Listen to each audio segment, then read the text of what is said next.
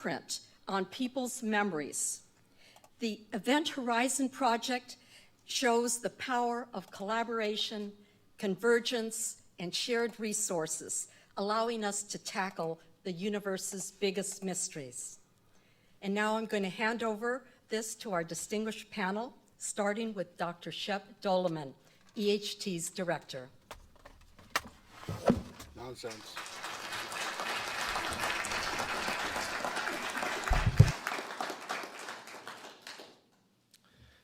Thank you, assembled guests, black hole enthusiasts.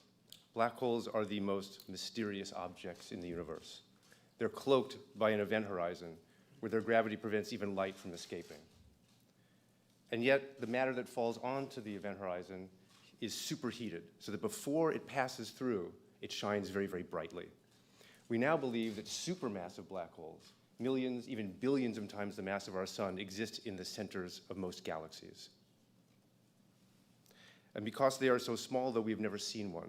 There, though, they can outshine the combined starlight of all the constituent stars in those galaxies. The best idea we have of what they can look like come from simulations like this. The infalling gas that's superheated lights up a ring of light where photons orbit the black hole. And interior to that is a dark patch where the event horizon itself prevents light from escaping. The Event Horizon Telescope project is dedicated to the idea that we can make an image of this black hole, that we can set a ruler across this shadow feature, measure the photon ring, and test Einstein's theory where they might break down. It also will allow us access to a region of the universe where we can study precisely the energetics and how black holes dominate the cores of galaxies. To do this, we worked for over a decade to link telescopes around the globe to make an Earth-sized virtual dish. The aim is to, the Event Horizon Telescope achieves the highest angular resolution possible from the surface of the Earth.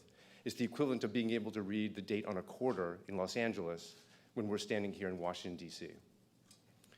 In April of 2017, all the dishes in the Event Horizon Telescope swiveled, turned, and stared at a galaxy 55 million light years away.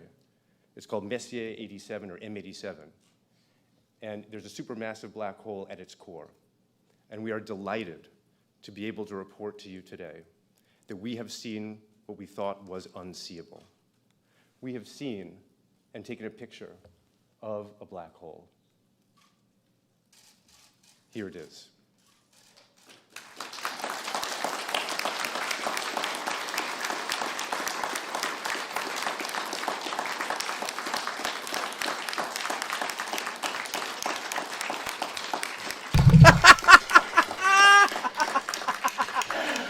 This is a remarkable achievement.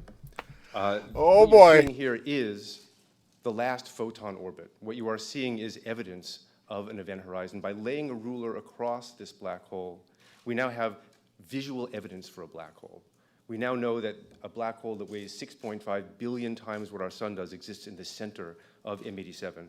And this is the strongest evidence that we have to date for the existence of black holes.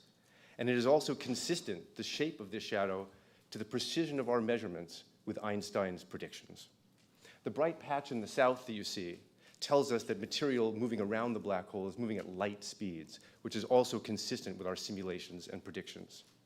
And this image forges a clear link now between supermassive black holes and the engines of bright galaxies. We now know clearly that black holes drive large-scale structure in the universe from their home in these galaxies. And we now have an entirely new way of studying general relativity in black holes that we never had before. And as with all great discoveries, this is just the beginning. So imaging a black hole doesn't come easily. I can tell you that from personal experience, as can many people here in the audience.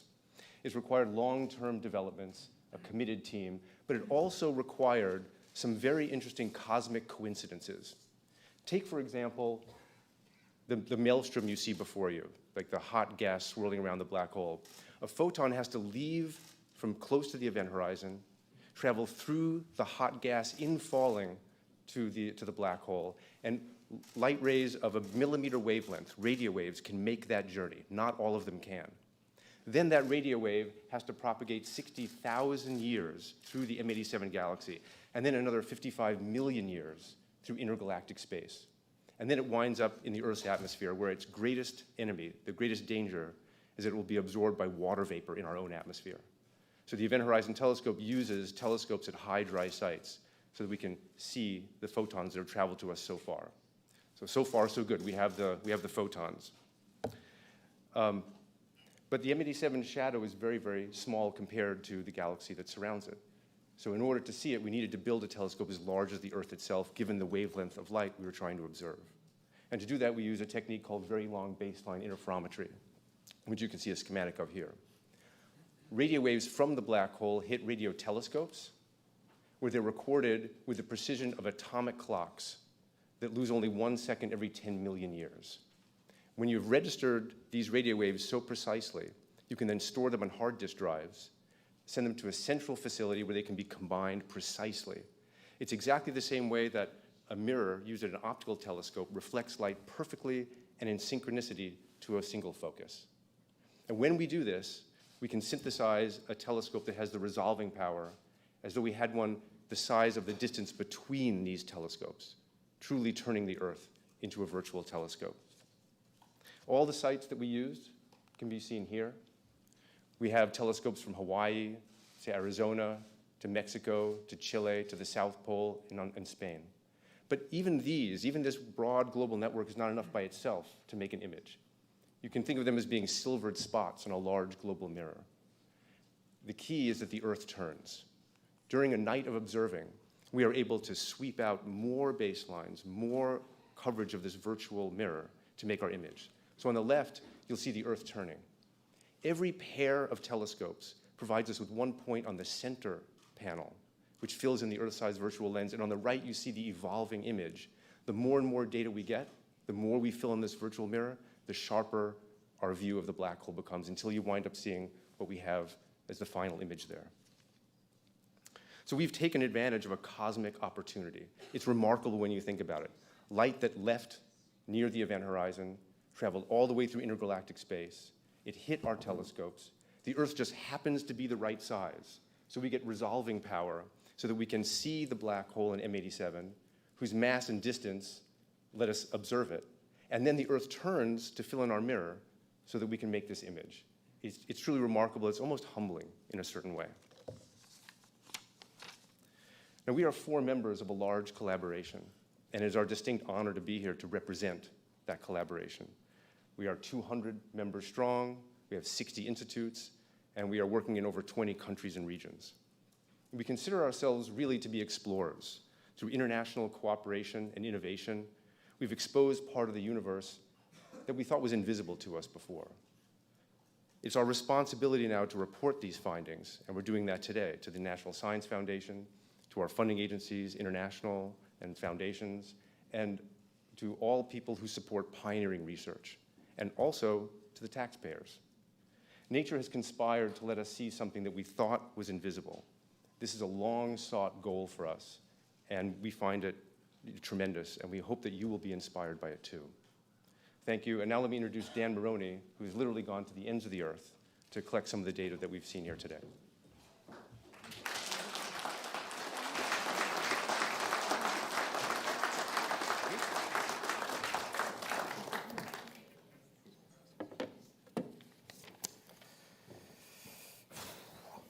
Thanks, Chip. So, I should advance the slide. There we go. So the heart of our measurement is, of course, the EHT array. It would have been an expensive, enormous undertaking to build a dedicated array just to do this experiment. So we didn't do that. Instead, we built an international partnership that allowed us to use submillimeter telescopes all over the world. In fact, we used basically all of the submillimeter telescopes in the world to make this measurement, one that none of them could have done on their own. When you take a heterogeneous collection of telescopes and build them into one giant telescope, it presents a lot of technical challenges. And so in the years leading up to our 2017 experiment, we went telescope by telescope all over the world, installing the specialized hardware we needed to do this. Most of the telescopes had detectors that we could use, but almost none of them had the atomic clocks we need, and certainly none of them had the very fast data recorders that we use. Some places we had to do even more. A good example of this is the ALMA telescope in Chile. It's a 66 telescope array. It's by far our most sensitive telescope, and its sensitivity is transformational for our experiment. But in order to use it, we didn't just need the basic hardware, we also needed a special piece of hardware that could sum the light from all the telescopes before we sent it to our recorders. This alone was a many-year project using an international collaboration of people from the EHT and also from the ALMA project. Another good example is the South Pole telescope. The South Pole is a special place in our array. It's so far south that it doubles the resolution of the EHT for sources it can see. But the SPT was designed to do a completely different kind of measurement. It studies the cosmic microwave background. And so its detectors are not the detectors we need. So in addition to bringing down an atomic clock and all the tens of crates of hardware that we needed, we had to build a special receiver that would detect the light the way we need it detected, special optics to relay the light to it, and install it and get it to work in the cold and sometimes harsh Antarctic environment. This was many years of work for many of us, many trips down for myself and graduate students and postdoc and other engineers in the EHT team. But at the end of it, we had a South Pole telescope that could be an EHT station. Now, getting the sites to work isn't the end of the process. We also had to test them all, because in VLBI, you really only get one shot. Everything has to be working exactly right when the script starts. So we spent years taking site by site, pairing them up, and making sure that our VLBI observations would work. The last of these observations was in January 2017. By March of 2017, we knew that that test had worked, and we were ready to go. The image that Shep showed was from April 2017. And for that campaign, we sent our team to the telescopes all over the world. Their job was to turn everything on, do very extensive testing, and then be there to do the observations. But even with all of that in place, we still had to wait for weather. And my experience with 10 years of doing these observations is that weather is usually the place where we fail. We have to have good weather in Hawaii and Spain at the same time, in Arizona and the South Pole, and that's a lot to ask. But in 2017, we were very lucky. Our first 3 days of observations were some of the best weather we've ever seen. And for a 10-day campaign, we were done in only 7, taking all the data we wanted. At the end of that, we had 5 petabytes of data recorded. It was recorded on more than 100 of these modules, and it amounts to more than half a ton of hard drives. 5 petabytes is a lot of data.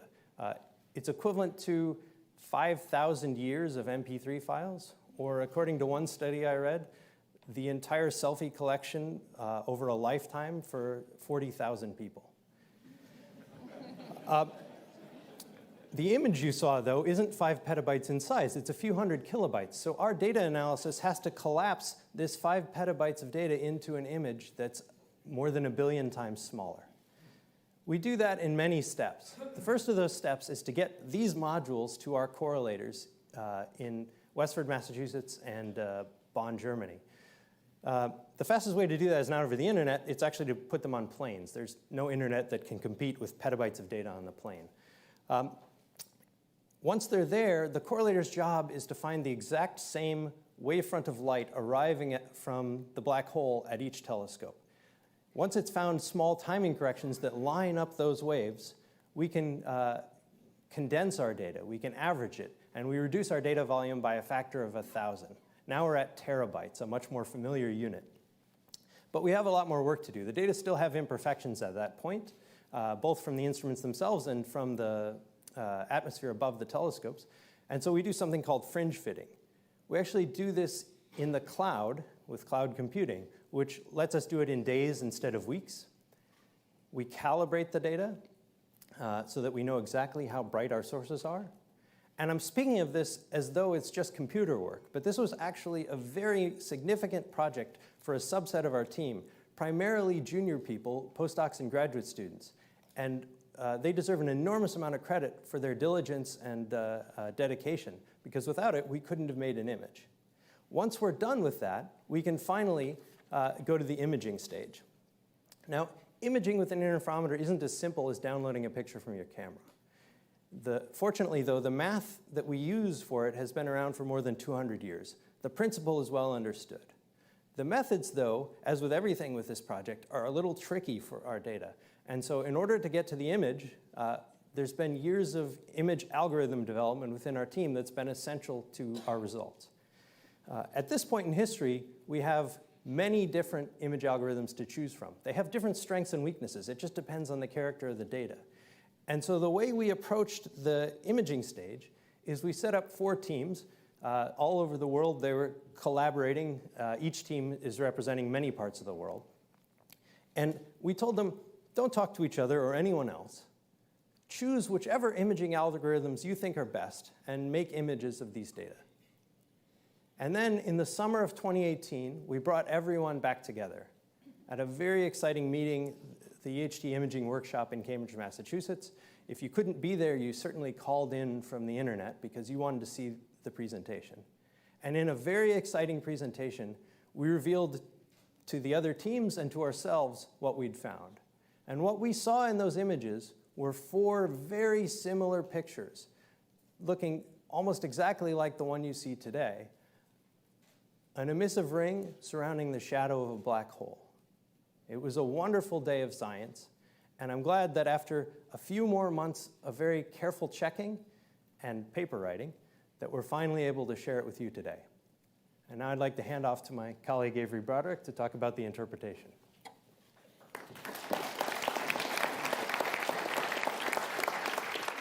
Thank you, Dan.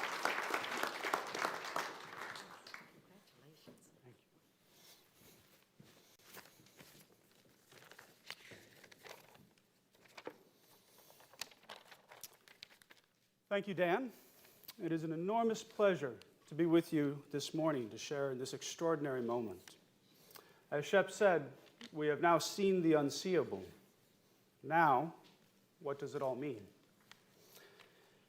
Every photon in these first EHT images began its journey in a churning maelstrom embedded in the most extreme environment in the known universe, the vicinity of a black hole. In M87, the crucible in which these photons were born was powered by the black hole in 2 distinct but related ways. First, via an accretion flow, a violent disk of orbiting gas driven inextricably toward the event horizon. By the time the material is making its final plunge, it is crashing into itself at nearly light speed, transforming the gas into a 100 billion degree plasma. Second, through astrophysical jets, narrow beams of outflowing material speeding away from the black hole at nearly the speed of light. These jets are powered by black hole spin. Rotating black holes drag everything, gas, magnetic fields, and photons, about themselves, driving these paradoxical structures whose cosmic importance will be discussed by my colleague Sarah Markov. In M87, one of these jets is pointed very nearly toward us. The EHT images are influenced both by these bright emitting regions, the rotating accretion disk and outflowing jets, and by gravity itself. In general relativity, radio waves fall just as apples do. Typically, this effect is exceedingly small, but black holes are gravity run amok. The radio waves we see in these first images orbited the black hole before beginning their 55 million year journey toward us. This results in the dark shadow or silhouette cast by the black hole's event horizon upon the emission from the accretion flow in the jet. Importantly, the size and shape of the shadow is determined by gravity alone. General relativity makes a clear prediction for both of these features. To within 10%, the shadow should be circular, with a diameter determined solely by mass, multiplied only by fundamental constants. However, as with all voyages of discovery, when we began this expedition of the mind, we did not know what we would find. Were Einstein wrong, or the object at the heart of M87 not a black hole, its silhouette could have been very different, misshapen or missized like those seen here, or even simply missing. Changing gravity changes how light bends, and thereby changes the shape of the shadow.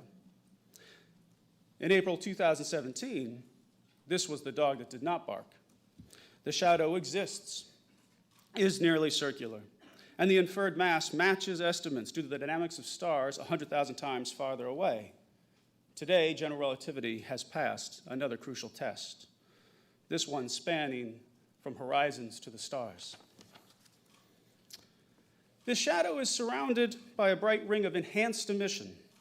Oh, we'll skip this. Enhanced emission due to those photons that just escaped the black hole's clutches. The properties of this ring-like feature result from the astrophysical dramas that unfold on gravity's stage. To understand these dramas, over the past 3 years, the EHT collaboration has undertaken an unprecedented simulation effort at research institutions across the globe. This has generated the largest collection of simulations ever assembled of the accretion flow and jet launching region in M87. The southern brightness excess arises directly from near light speed rotational motions near the black hole. Regions that move toward us at nearly the speed of light are bright. Those that are moving more slowly or away are dim. From these, we have inferred the sense of rotation of the black hole. In M87, the black hole spins clockwise. Moreover, the excellent quantitative agreement between the EHT images and generic theoretical expectations of a bright crescent-like feature with a dark interior provides significant confidence in our interpretation. The object at the heart of M87, the object that powers M87's jets, is a black hole like those described by general relativity. Importantly, in combination with infrared and optical flux measurements, we can now rule out a dim but otherwise visible surface. That is, this does indeed appear to have the defining feature of a black hole, the event horizon, that point of no return. Today, several complementary windows have opened upon black holes. Science fiction has become science fact. Together, two of these windows, the EHT and LIGO, which reported the first detection of gravitational waves a short 3 years ago, have verified another key prediction of Einstein's theory of gravity. Despite varying across a factor of billion in mass, known black holes are all consistent with a single description. Black holes big and small are analogous in important ways. What we learn from one necessarily applies to the other. At this point, I would now like to hand the story off to Sarah Markoff, who will describe the broader astrophysical implications of these first EHT images. Thank you.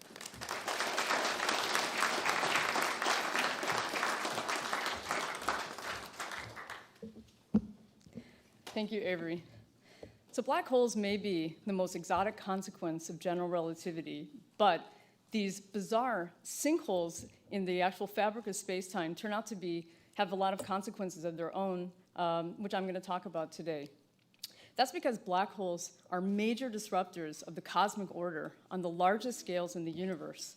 And they're actually helping mold the shape of galaxies and clusters of galaxies.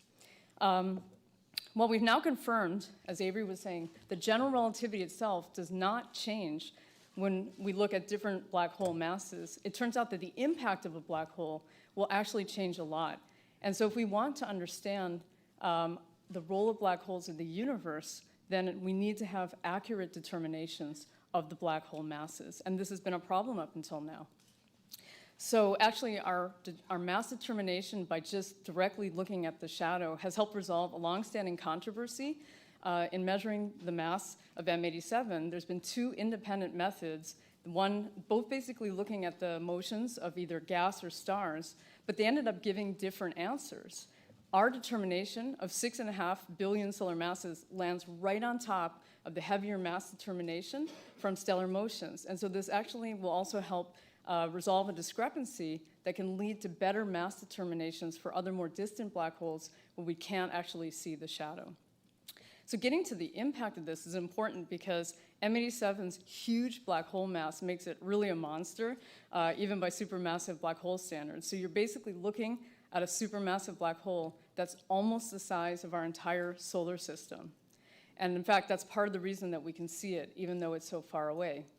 But if we now zoom back out to the more cosmic perspective of the host galaxy of this black hole, the galaxy is made of billions of solar systems, and so on those scales, the black hole itself is minimally small. It's about 100 million times smaller than the galaxy. And if it were a dormant black hole, like the supermassive black hole in the center of our own galaxy, Sagittarius A star, then the galaxy would really have no way of knowing it's there and would basically be just like a pebble in a shoe. But when a black hole is what we call activated by gravitationally capturing material, it starts to convert that fuel into other forms of energy with an efficiency that can be almost 100 times better than nuclear fusion that powers the stars like our sun. And so when that happens in these active phases, black holes temporarily become the most powerful engines in the universe. And they go very quickly from being a pebble in the shoe to a thorn in the side of the galaxy, literally. And the thorns in this case being the jets that Avery was mentioning. In the most extreme cases, these jets can actually penetrate through the entire galaxy and well beyond. But the power that's coming out, we can't see with our own eyes. So if we want to understand them, we have to look in other wavelengths. So we look with telescopes across the electromagnetic spectrum. So I'm going to give you an example of this. This is another very active black hole system, and it's a combined image. So you see in white from NASA's Hubble telescope, the elliptical galaxy Hercules A in the center, and then overlaid in blue is the radio waves from the National Science Foundation's Very Large Array. And Okay, I just have to cut in here. This is happening live. This is absolute nonsense. The CGI that's being proposed here, the mind control trick is that is what they're presenting today as evidence that they've now taken off of interference patterns.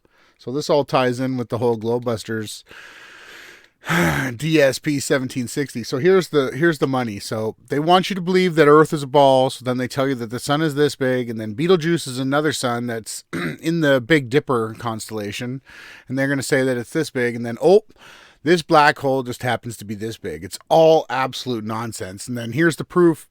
Here's the proof. And here's the absolute kicker of all this. Keep in mind, I've just watched this live with everyone else. I haven't been following this except for one video that I saw yesterday that was someone trying to explain why we might see certain angles of a black hole. They want you to believe that this image they've created from listening to the sky. And not only that, the way that they've now tied this together is the fact that the fake ball Earth is spinning is what captures this. And it doesn't take a rocket scientist. It doesn't take a NASA scientist. It takes a regular person with a camera. Go ahead and try to film lights while moving. And you tell me how static and how clear your image is going to be.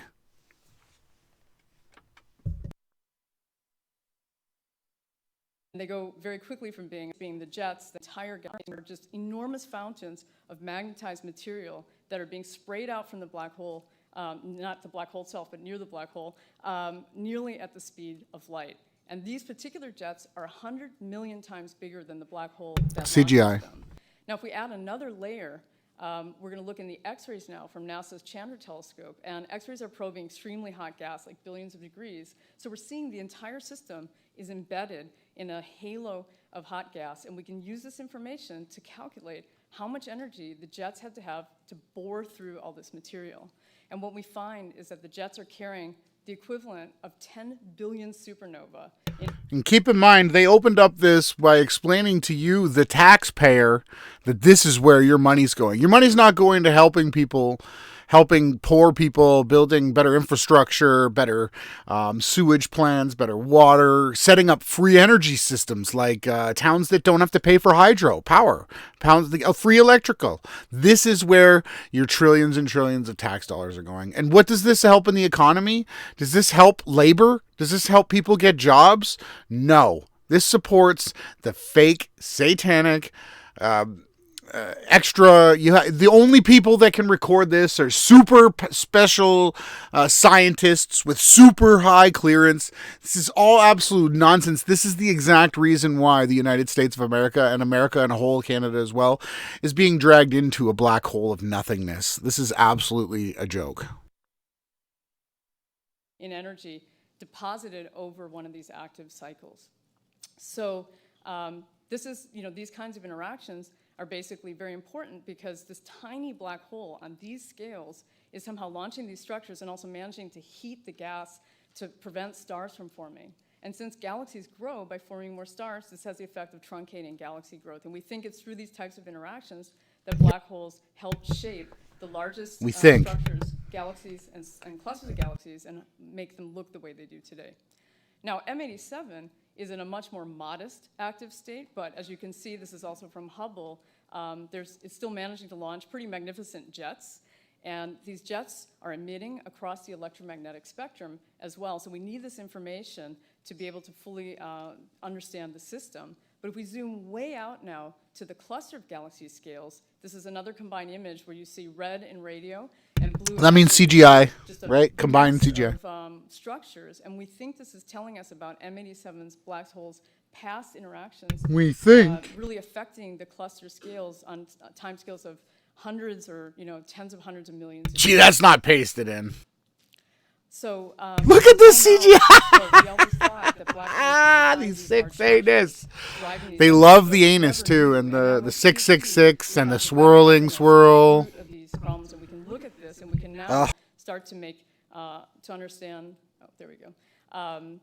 Combining strong gravity, magnetic fields, and looking at atomic level processes to understand how these processes interplay and conspire to make these enormous structures that are basically affecting the largest scales of the universe.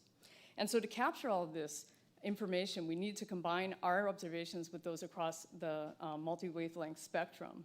And so, as you heard from Dan, there's a lot of complexity in these observations, and we added to that by doing a complicated Sudoku of coordination with many facilities across the globe and also in space. And this is similar to the campaign that was run with LIGO for gravitational waves. It's very important to combine signals, both from photons and particles. And so by doing this, we expect that EHT is going to play an active role in this new era of international multi-messenger. Look at this satellite. Look at the shape of this satellite. You want to know how perverted and sick these people are? These people are sick. They put it right in your face, and what they do is they lie. They Arthur C. Clarke started the whole, this is all about the children, right? So everything's okay because they're, creating supposed jobs, which I don't think they're creating anything that's healthy for reality. They're ignoring reality. If Earth was a real spinning ball, why is it that all they have is CGI graphics? I'd love somebody to explain that to me. Astronomy. So anyway, looking to the future, the same observations that we took in 2017 for M87. Yeah, they took a picture of a black hole, but we still don't have a picture of Earth, though. And this liar is up here just spewing nonsense. Also included this dormant black hole in our galactic center, Sagittarius A star. And by looking at two black holes at opposite extremes of this activity range, especially combining this with multi-wavelength information, we can better understand the ebb and flow of... You mean you can better try to disinform people with your misinformation when you add another fake theoretical black hole into your equation, right? Influence of black holes in the long course of our history in the universe. Anyway, so thank you very much. I'm going to hand this back over to Shep, who's going to say a few words. Nonsense. Boo! You fake scientists! Boo! Thank you, everyone. I just want to point out that when we first started the Event Horizon Telescope project, the group was small, and I think it had to be small and nimble to carry out precursor experiments and develop the first kinds of techniques and instrumentation that enabled us to move the field forward. But over the past decade, the greatest accomplishment has been the building of a team. And as I said before, we're now 200 people strong, many institutes, over 20 countries and regions. And if you want to reduce petabytes of data, if you want to develop new imaging algorithms, if you want to image a black hole, then you need a large team. And it has included many early career scientists, senior scientists, and many of them are here with us today. So I'd like to ask everyone who's associated with the Event Horizon Telescope to please stand up so that everybody in the media can see who has done this work. Everybody, don't worry. It's all being recorded on a heavenly level. Yep, all you people that are lying.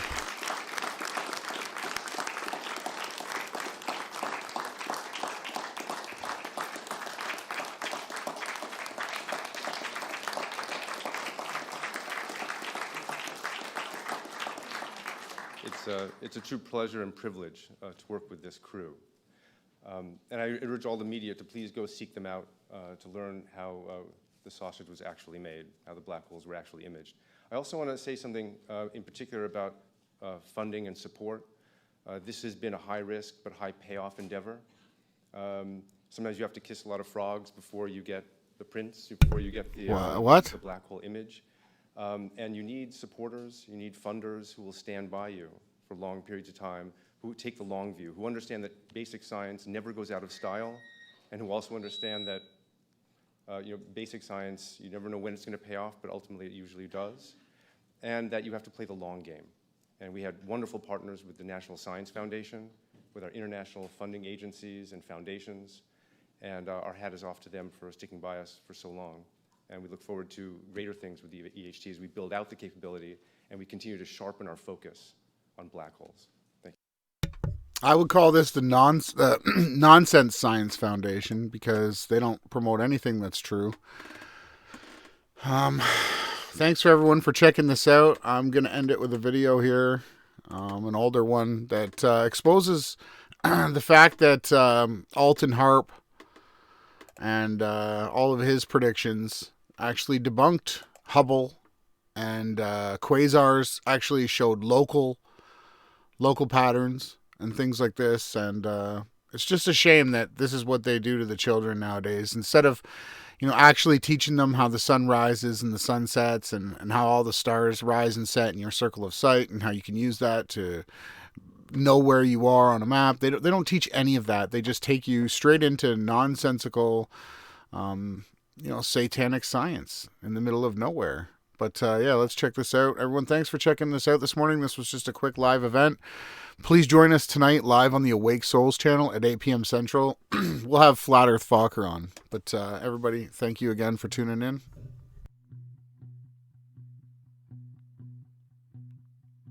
Beyond Flat Earth. When I think of fate's worse than death, all I can think of was something you said. You said we were golden,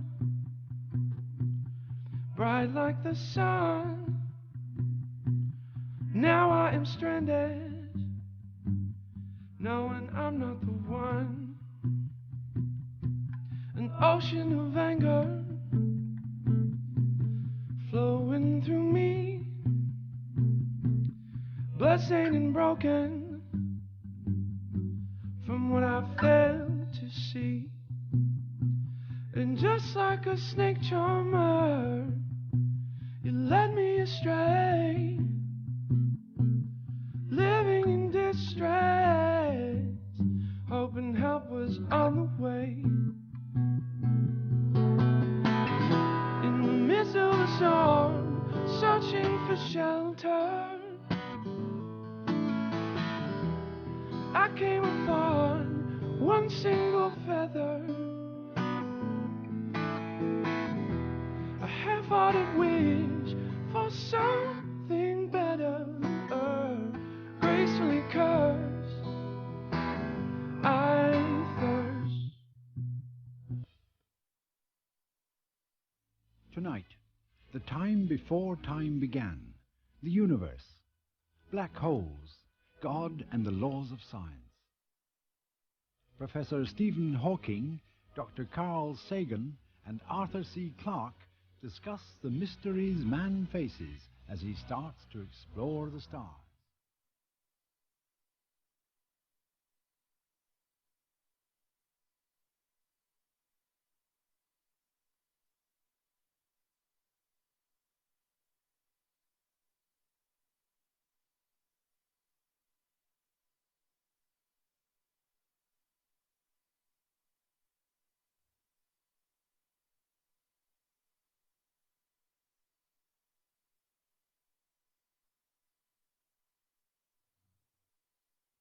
Dreadful disabilities prevent Stephen Hawking from speaking a word, but he's risen above them to become a brilliant mathematician and teacher. Using a computer-driven voice synthesizer, he's told the world how the universe began, and now he's seeking the ultimate theory of how it works. Arthur C. Clarke invented the communication satellite long before the technology existed to launch one. That vision of the future fathered the global village. His novels and stories, including 2001: A Space Odyssey, have inspired a generation of real-life astronauts. Carl Sagan sent man's first messages to the stars aboard NASA space probes. He's sure we're not alone in the cosmic wilderness. Dr. Sagan joined our discussion from Cornell University in New York State, so I checked whether he could hear us over one of Arthur's satellites. Yes, communication satellite technology is working very well, thank you. Arthur, can you hear all right? I can hear fine. And Professor Hawking, are you in touch with Carl Sagan? Yes. Professor Hawking, in fact, has just made publishing history by writing a book about hard theoretical science which has outsold even Michael Jackson in the bestseller lists. It's called A Brief History of Time, and we'll be talking about the concepts that are in it. Now, Stephen Hawking is engaged in a search for the ultimate answer, a grand, unified theory that would explain everything. Stephen Hawking, that is quite an agenda. How are you getting on with it? Let me just explain that what happens when Professor Hawking wishes to speak.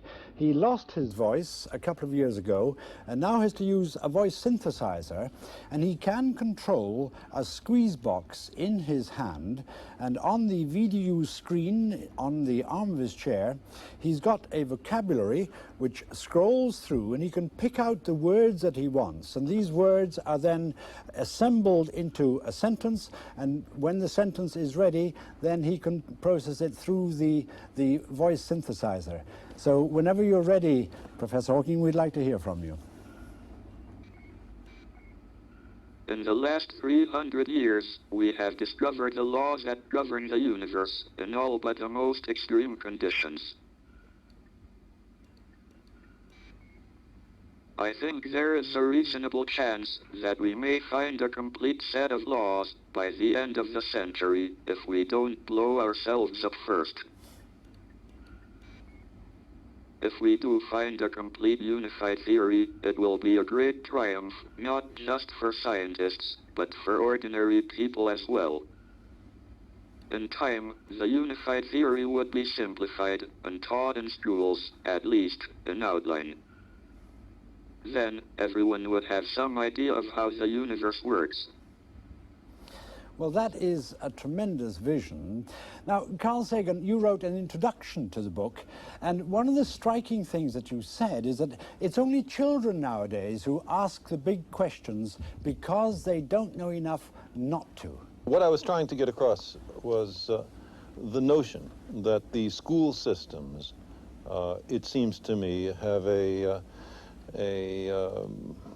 attitude of discouragement of asking fundamental questions. If a 5 or 6 year old asks why the moon is round or why grass is green, the usual adult answer, at least in my experience, is to discourage the child.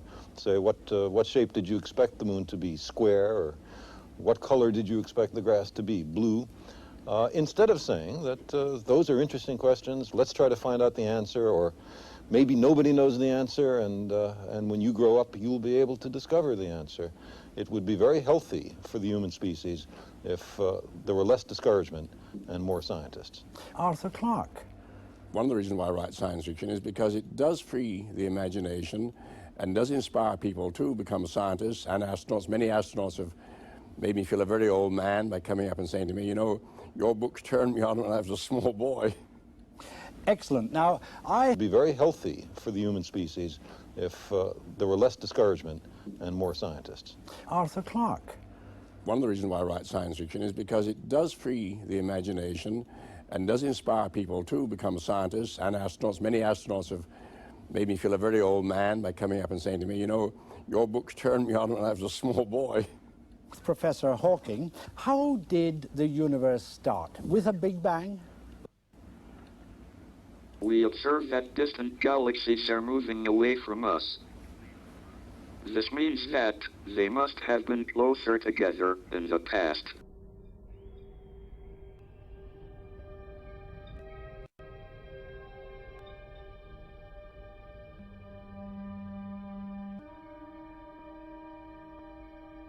When Hubble made his great discovery, it was for galaxies like our own Milky Way galaxy, and they all followed the same rule, that the fainter they are, the larger their redshift. In other words, the faster they are moving away from us. This is known as the Hubble law, and directly led to the expanding universe theories. But in the 1960s, there was a new discovery, the quasi-stellar objects, often referred to as quasars. They appear as star-like points on the sky, frequently blue in color, and they have very, very large redshifts, implying that they are at huge distances from the Earth, at the very boundaries of the observable universe. Some astronomers soon found that a vast number of these strange new objects populated the regions around spiral galaxies, and were not only observable with radio telescopes, but were optical and X-ray sources as well. There were two properties of the quasars that were difficult for astronomers to understand using the expanding universe theory. The first was that if one plotted their apparent brightness against their redshifts, as one does for galaxies, one gets an unexpected scatter on the diagram, instead of the smooth curve made by the same plot done for galaxies. This seems to indicate that the quasars do not follow the Hubble law as do most other objects, and that there is no direct indication that they are actually at their proposed redshift distances. In fact, it is argued that if Hubble had first been given the plots for quasars, he and other astronomers would never have concluded that the universe was expanding. The second property was that quasars are very small, compact objects, sometimes only a light year across. So if quasars are really at their extreme redshift distances, they must then be the brightest and most energetic objects known to astronomers. So energetic, in fact, that untestable, almost metaphysical mechanisms must be applied to explain the phenomena. On the other hand, when placed at their observed distances, that is, in the neighborhood of nearby galaxies, their brightness and energies become normal, and no special mechanisms need to be evoked. This problem has led many astronomers to abandon the idea that all redshifts are due to their speed of recession away from the Earth. And if this is true, then there is no need for an expanding universe, and the Big Bang never happened. Big Bang never happened. The questions arise. Is there a The questions arise.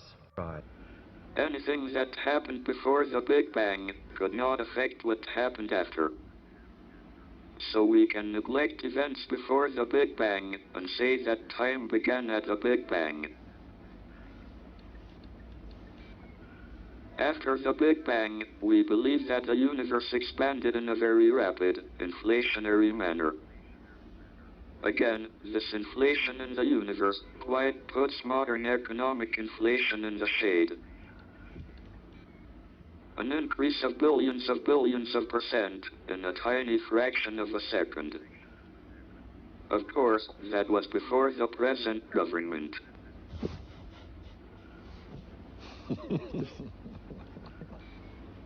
During the inflationary period, the universe borrowed heavily from its gravitational energy to finance the creation of more matter. The result was a triumph for the economics of Keynes. A vigorous and expanding universe filled with material objects. The debt of gravitational energy will not have to be repaid until the end of the universe. Well, I'd like to stay with this basic proposition for the time being, the Big Bang theory. And to come to you, Carl Sagan, could you help me by putting into layman's terms what was involved with this Big Bang? Well, here we are on a planet which is about 5,000 million years old. The sun around which it goes is not much older. It is part of a galaxy which is perhaps 10 or 12,000 million years old, which is one of perhaps hundreds of thousands of millions of other galaxies. And none of this, planets, suns, galaxies was around at the time of the Big Bang. At the time of the Big Bang, there was energy, elementary particles, which slowly evolved into the kind of universe we know today. We are the product of a grand evolutionary sequence, cosmic evolution, about which we are only occasionally aware. One of the great accomplishments of Dr. Hawking is to plug us better in to the knowledge of this long evolutionary sequence. Well, what I have in my mind is a picture that Carl Sagan had been leading me towards of the whole universe in quite amazingly small packages, like putting the whole world into a matchbox, as it were, immensely dense and immensely tiny. And in fact, so tiny it's kind of disappearing into a little point. Is this the earliest imaginable point that our minds are taking us to so far, Carl Sagan? Well, as Dr. Hawking said, the galaxies are expanding, running away from each other. The further away they are from each other, the faster they are running away. If you run the cosmic movie back into time, you come to a moment, perhaps 15,000 million years ago, in which all the matter in the universe was touching in, if you like, a point. And a key unanswered and perhaps unanswerable question is, where did all of that matter energy come from? What was before that? And if it was made from nothing, who made it? And who made the maker? And of course, an infinite regress behind that. Is the universe still expanding fast? I mean, is there a lot more room in space, as I think of it, for the universe to carry on getting bigger? As far as I know, nothing in the way, and the expansion continues. The question is whether there is sufficient matter in the universe, matter that we have not yet counted, that will slow the expansion down, stop it, and have the expanding universe followed by a collapsing universe, or whether there is not enough matter to stop the expansion, and so the expansion then continues forever. This is an observational question which is still unresolved, and the Hubble Space Telescope, which who knows might be launched next year if we're lucky, might answer this question. Professor Hawking uses a very striking metaphor of the Earth borrowing its energy from itself. Now, in straight banking terms, that means you're going to be overdrawn, and in the end there's going to be a collapse, a big crunch. So does Big Bang get followed inevitably by Big Crunch? No, not inevitably. It depends on how much matter there is in the universe, which is a still unsolved issue. I should say that the prevailing opinion is that the universe will continue expanding forever, but that, in my opinion, is by no means a very secure conclusion. Well, let me bring in the poet amongst us here. Arthur Clarke, you know what T.S. Eliot said, "This is the way the world ends, not with a bang, but a whimper." When you think of the end of the world, if you think of the end of the world, does it end with a bang or a whimper? Well, one would like to think that we will end with a bang. Of course, we'll never know. It is rather a long way in the future. Some billions, tens of billions, possibly even much further in the future. And as Carl said, we may have the answers to these questions in a very few years if the Hubble Space Telescope gets successfully into orbit and can peer out to the boundaries of the universe. If we are sort of living in a little suburb of the galaxy, can you foresee a time when we need to get out of the suburb and colonize somewhere else because of the gradual curve towards the end? Well, I think the human race, if it survives the next few years, will go on to colonize first the solar system and then to send ships out to the stars and ultimately perhaps to other galaxies. But if the expansion of the universe is fast enough, we will never be able to keep up with it. Now, one fascinating aspect that is raised is the question of time itself in the book. Now, we all think that we know what time is. It's a relentless march forward. But for the purposes of your argument, Stephen Hawking, you use a mathematical concept that you call imaginary time, which seems to be able to run backwards as well as forwards. In our theories, there are two kinds of time. There is what is called real time. This is a kind of time that is measured by a clock. The time that we feel passing, the time in which we grow older. Then there is imaginary time. Of course, imaginary time is an idea that science fiction writers, like Arthur, have used in their stories. But imaginary time is also a well-defined mathematical concept. It can be thought of as a direction of time that is at right angles to ordinary, real time, in a certain sense. The universe has a beginning in real time, at the Big Bang. And it may well have an end if it collapses to a big crunch. But in imaginary time, it has no beginning or end. Rather, imaginary time is closed in on itself, like the surface of the Earth. The surface of the Earth doesn't have any beginning or end. I know, because I have been round the world, and I didn't fall off.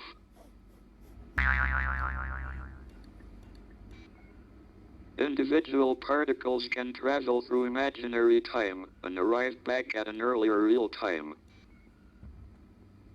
But I don't believe that people will ever be able to travel back in time, like in the film Back to the Future. Do you see the actual role of science fiction? Is it purely escapism, or do you see it as having a very real purpose in broadening our patterns of thinking, opening our minds to the kind of vast concepts which we're discussing today? Well, first of all, there's no objection to escapism in the right places. In fact, C.S. Lewis once remarked to me, the only people who don't like, who object to escapism are jailers. And we all want to escape occasionally, but science fiction is often very far from escapism. In fact, you might say that science fiction is escape into reality.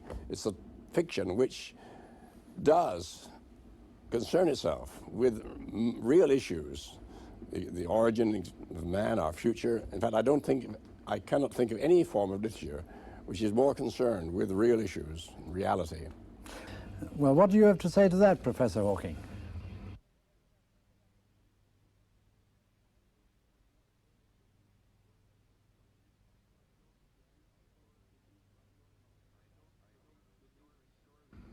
I don't believe in stories of flying saucers and other unidentified flying objects. If time travel were possible, we should have already been visited by people from the future. I think if we were being visited by people from another time or another planet, it would be much more obvious and probably very unpleasant. I don't want to make contact with another civilization, except at a safe distance. It might be like the North American Indians making contact with the white men. I bet they wish they had never sold Manhattan. I'll bet they did now. Carl, you are the world's leading expert in the search for extraterrestrial intelligence. Now, Professor Hawking doesn't want to make contact with them. Why do you want to make contact with them? Well, first off, I would say we have little choice in the matter. That is, we have already announced, or rather I should say, Magnus, you fellows have already announced the fact that there is a low-level technical civilization in this part of the galaxy, because television programs get out at the speed of light. Since any other civilization who detects those signals is unlikely to be at or before our state of technological advance, since we just invented radio technology, so to say, they are much more likely to be in our technological future. And the question as to whether their intentions are benign or otherwise is, of course, of interest, but we have nothing to say about the matter. So therefore, I think we might as well hope that it's benign if they're out there. From my point of view, the search for extraterrestrial life, and especially the search for extraterrestrial intelligence, is one of the key philosophical, scientific, and human questions that have been posed. But we are at the very beginning of searching. Surely it is important for us to know the answer. One thing that interests me a great deal is the way in which the public perception of beings from outer space have changed over the years. They used to be the baddies, but now there's a sort of optimistic feeling that any extraterrestrial life is, if not benign, is at least not as hostile and aggressive as one used to fear. Is this the drift of your writing as well, Arthur? Your thinking? Yes, I'm an optimist, and I believe that any malevolent super-civilization would rapidly self-destruct, as we may be in the process of doing ourselves. So if we do have contact, physical contact with aliens, I think it will be benign. My frivolous mind is much taken. Very intelligent beings reasonably near. Why have they not visited us? Well, that's a very good question. Let's throw it right across to Arthur Clarke. There are literally dozens of answers to this. They may have come in the remote past. They may be visiting us every 10,000 years. I mean, the universe is a huge place, and even if there are fleets of survey ships going all over the cosmos, we shouldn't expect visitors less than, I'd say, every 1,000 years or so. They may know all about us, and they may have put a quarantine around our planet for pretty good reasons. They may be totally uninterested in us. They may be so much higher that they, we're just beneath contempt, if you like. You can speculate endlessly. I think we should just wait and try and get more evidence. Maybe their space probes are saying there's no intelligent life on Earth. They may have received our television programs and decided that that is the case. May I? Why rather than the how. And I quote, "If we find the answer to that, it would be the ultimate triumph of human reason, for then we would know the mind of God." Do you think that God can intervene in the universe as he wants, or is God too bound by the laws of science? The question of whether God is bound by the laws of science is a bit like the question, can God make a stone that is so heavy that he cannot lift it? I don't think it is very useful to speculate on what God might or might not be able to do. Rather, we should examine what he actually does with the universe we live in. All our observations suggest that it operates according to well-defined laws. These laws may have been ordained by God, but it seems that he does not intervene in the universe to break the laws, at least not once he had set the universe going. However, until recently, it was thought that the laws would necessarily break down at the beginning of the universe. That would have meant that God would have had complete freedom to choose how the universe began. In the last few years, however, we have realized that the laws of science may hold even at the beginning of time. In that case, God would have had no freedom. The way the universe began would be determined by the laws of science. Well, thank you very much. And Carl Sagan, in your introduction to the book, you commented on this. You said this is also a book about God, or perhaps about the absence of God, because Hawking left nothing for a creator to do. Now, God, of course, means many things to many people. What sort of God, basically, are we talking about when we talk about reading the mind of God? Well, I think that's an excellent question, and I'd be most interested to hear Stephen Hawking's answer. But just to try to illuminate the range of possibilities, consider two alternatives. One is the notion popular in the West of God as a sort of outsized, elderly white male with a long white beard sitting in a throne in the sky and tallying the fall of every sparrow. Contrast that with the idea of God in the mind of, let's say, Spinoza or Einstein, which was, at least very closely, the sum total of the laws of the universe. Now, it would be madness to deny that there are well-defined physical laws in the universe. And if that's what you mean by God, then there's no question that God exists, but it's a very remote God, what the French call roi fainéant, a do-nothing king. On the other hand, the former model, the one who intervenes daily, for that there seems to be, as Dr. Hawking said, no evidence. I think it is wise, my own personal feeling, to be a little humble on such matters. We must recognize that we are dealing with, by definition, the most difficult things to know, the furthest from human experience, and perhaps we will be able to penetrate a little way into these mysteries. I think, Professor Hawking, you'd like to come in here. I use God in the same sense that Einstein did. It is really the reason why the universe is as it is, and why the universe exists at all. Can I ask Arthur Clarke what he meant when you're alleged to have said to the papal nuncio, "I don't believe in God, but I'm extremely interested in him"? Well, I guess I haven't placed my bets yet. And, you know, Stephen's remarks and Karl Marx reminded me that this was said 200 years ago when Napoleon, I think, was talking to Laplace, who published his theory of the universe. And Napoleon said, God isn't in it. And Laplace replied, "Sir, I have no need for that hypothesis." Do you think that the Church is, in fact, beginning to recognize that it may have to lose its priority, its eminence as the sole arbiter of these matters, and that science will be allowed to come in as an equal partner? Well, the Church is certainly, when I say the Church, the Roman Catholic Church has become very much more liberal.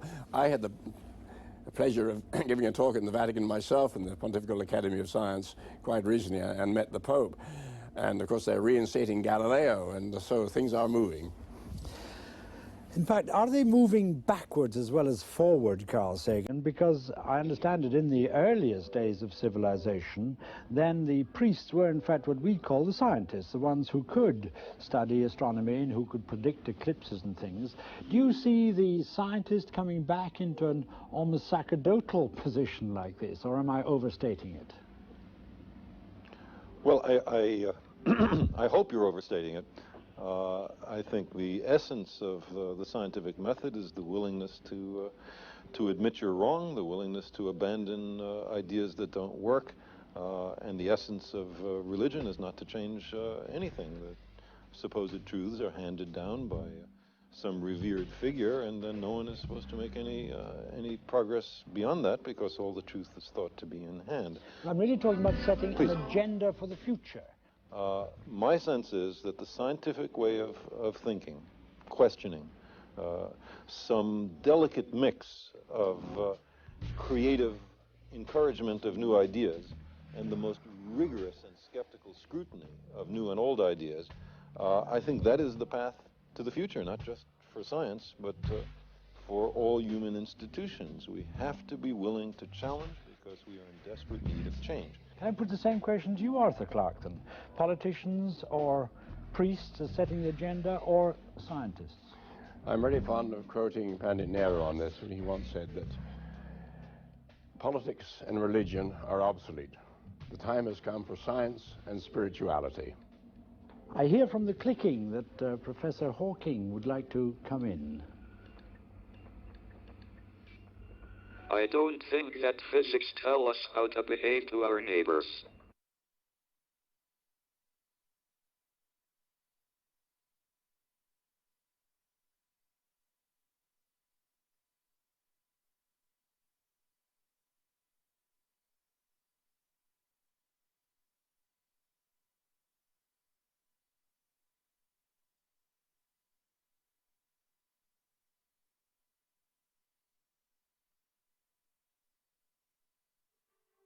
story. But I don't want to be an emperor. That's not my business. I don't want to rule or conquer anyone. I should like to help everyone if possible. Jew, Gentile, black man, white. We all want to help one another. Human beings are like that. We want to live by each other's happiness, not by each other's misery. We don't want to hate and despise one another. In this world, there's room for everyone. The good earth is rich.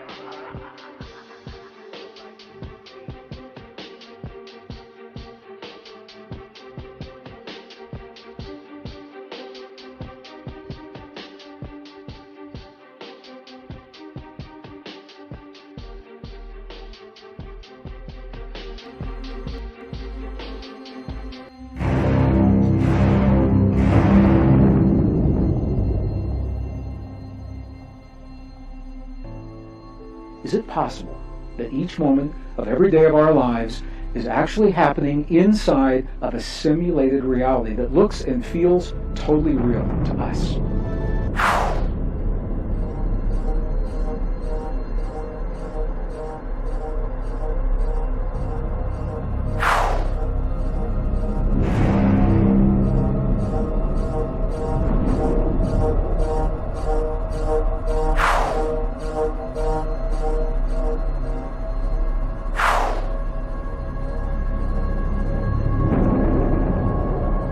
You've reached Beyond Flat Earth, live every Wednesday night on the Awake Souls channel, 8 p.m. Central.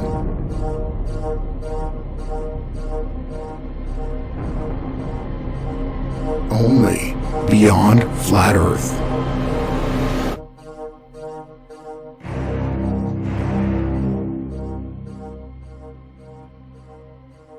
Your best community for top news and information regarding Christianity, simulation reality, and flat earth proofs. Only Beyond Flat Earth.